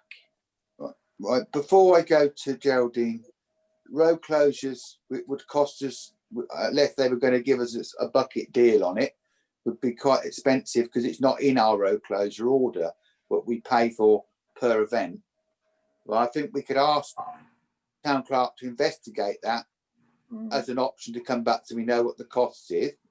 I think the one thing which I've gathered, which is probably doable at this stage, is to find out what their decision is going to be on car parking over Buckinghamshire. They're not going to give Buckingham anything different to anybody else. We don't own the highway, remember, so we cannot take decisions about the footpaths and the highway. They're in the unitary's responsibility. We can work with them to resolve that, but they are their responsibility. So they're just things I know, and we can take these conversations at plural, but they're good. And also we have to remember the road closure order, what may seem wonderful for the town centre, you may get Western Avenue not very happy at all. If they find that they now become the bypass for Buckingham, we might find that what we do for one good reason, we upset half the population at Western Avenue. So we have to take that into the mix if we take a decision. Geraldine. Well, it was Western Avenue and Bourton Road that were my major concern, because we're going to shove all the traffic down there. And with less people at work, more cars are parked outside their houses in both of those roads. So it's narrowed it down somewhat, and we're going to chuck extra traffic down Western Avenue and Borton Road. And that's Right. a major concern, I think. So I don't think we've got any further proposals, only that at this stage we'll support anything which is radically possible. Margaret, you usually come up with a logical idea. Have you got anything to add?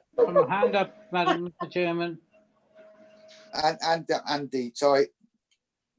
Andy, go on, fire away. Thank you. Through you, Mr. Chairman, I would like the views from Amanda about road closure, as Amanda knows the issues that we can have about road closure, especially from the jail to Barclays Bank. I believe that's a blue route, is it? And it has to be kept open. We'd have to have a blue route, yes. So we'd have to sit and really think about where our route would be, because like Geraldine has said, Borton Road and Western Avenue could be a problem, but also School Lane, people coming off of Nelson Street. Yeah. Possibly coming up or down School Lane and then cutting up Western Avenue and coming out, possibly Addington Road or down the Morton Road. I think you said catch plates. I'll go to Margaret, who I knew was going to come in now with some wise words. Margaret. I'm only teasing, you know that. I do. Thank you. I just think with all this discussion, although it's very attractive, the idea of trying to make the town centre safer by having this road closure, I suspect we'd create as many problems or more than we solve by doing the road closure. I think the pinch point has been well identified as particularly at the moment, the queue outside Clays is a problem because the pavement's narrow there. And of course, there isn't an alternative on the other side of the road at that point. But I'm not sure that closing the road is going to really help, looking at it more broadly. The only thing would be if you could encourage people to queue down towards, you know, the electrical retailer that's behind the old post office. Yeah, if they queue around that way. But then on a Saturday, I think that shop isn't open. But there could be vehicles. That's the only thing coming out of the sorting office. The post office. The post office, yes. Yeah. The old post office. The off post I think it's a problem without any really obvious solution. Yeah. Right. So I'm taking it that we'll allow the town clerk and the officers and Claire and Amanda to carry on talking about this. And if we've got something that needs budgeting, funding or agreeing, are you agreed on the basis the same way we did that other item, is to come back if we've got to allocate a budget to do it so we can get on and resolve it? Yeah. You know, and then agree it by have a short meeting on one item. Great. Right, thank you. Thank you, which we will move on swiftly now. I've got the wrong agenda in now. Well, we've done that. We've done, which is item 24, Buxplore. What's that? So Buxplore. Yeah. So quickly to remind you. That's the app, isn't it? That's the app. That's the one. That's the one. That's the one. It's there now. It's settled. It's settled in there now. I've got it. So, as you know, Buxplore has been launched. It's got 6 routes on it now, with more to follow over the summer. External funding did it. Louise has worked hours and hours to get it to where it is. It's been in the National Council press. What we haven't done is the physical launch. So we've still got budget left that we were given, which we'll use for a physical launch at some point later in the year. And as we add routes, that will be really helpful. We are going to get a load of stickers to go on shops and doors and things, so we'll promote it widely across the town as it develops. Certainly hundreds of people have downloaded the app so far, and that's without any tourists coming into the town. So it seems to have gone really well. I call it a big success. It is technically quite tricky, but Louise has done really well with it. And that's all I have to say, unless any questions. Right. Anybody? John? No. Just want to say congratulations again to Louise and everybody who else worked on this. I think it's a really, really great thing, a brilliant addition to the town. Well done, John. Yeah. That's it. Right. Before we move off it, I was very pleased with the social media launch of this, but we are one part of Buckinghamshire. Just one question.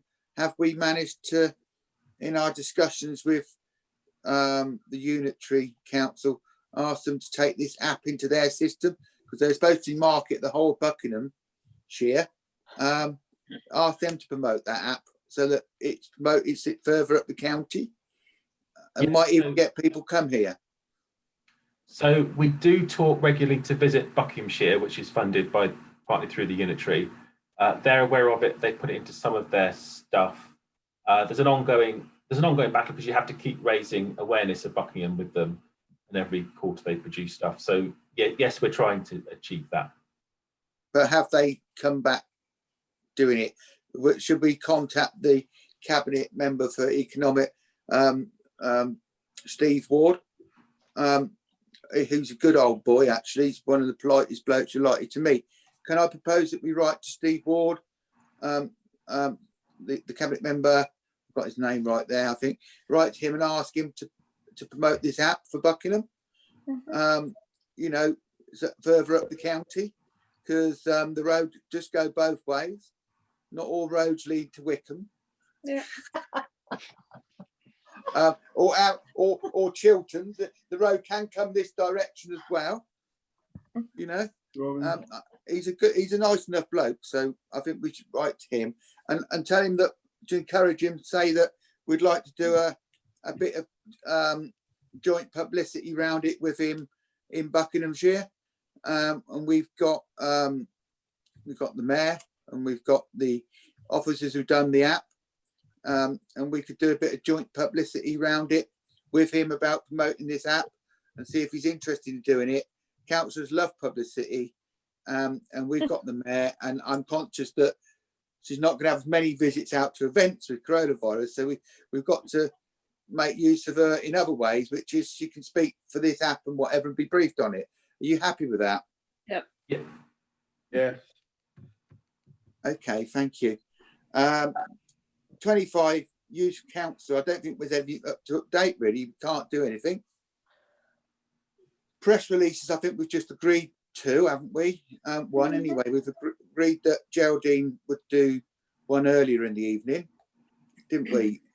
And we agreed that this one was opening the town again or something. Opening. Oh, jail. TIC. TIC. Oh, jail. And this, and then I'd like to be involved in making sure the mark, because one does have some tricks with the press now and again. So I'll be involved in making sure that happens, to facilitate it. And chairman items, I didn't know I was going to be chairman. I haven't got any chairman's items. Only to give it time. Just to say before we close the meeting, I just want a quick touch base with Paul, Amanda, and Claire before we go, because obviously they didn't know I was going to be here. They knew I was going to be here, but not here. If you know what I mean. So I just want to touch base with them while I've got their attention, if that's all right. And thank you very much for your tolerance. But please accept the fact that I now know what it's like to have no sight. Not literally, but I was chairing the half part of that without seeing anyone, and then you all came to me. It was wonderful. Robin, before everyone leaves, please swipe your screen, because once everybody leaves, you won't be able to do it.